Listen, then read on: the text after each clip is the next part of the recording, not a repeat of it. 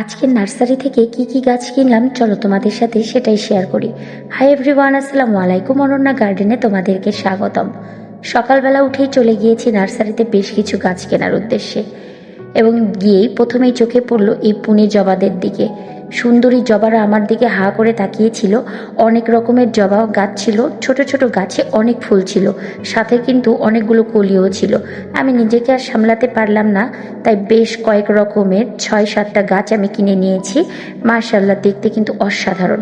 এই যে বাড়ি আসার পরে গাছগুলো নামাচ্ছি আর ভাবছি, এই জবাগুলো তো আমার বাগানে ছিল না, নতুন সংযোজন করলাম জবাগুলোকে, এবং এগুলো কিন্তু আলাদা যত্নও নিতে হবে, শুধু কিনলেই হবে না, এগুলোকে ফুল ফোটানোর জন্য প্রচুর পরিমাণে যত্ন প্রয়োজন। যাই হোক, তারপরে মনে পড়লো এই যে ছোট্ট বেলি ফুল গাছটা, এটা কিন্তু আমি কিনিনি, মামা আমাকে ফ্রি দিয়েছে। এটা কিন্তু খুবই ছোট, কিন্তু খুব ভালো লেগেছে।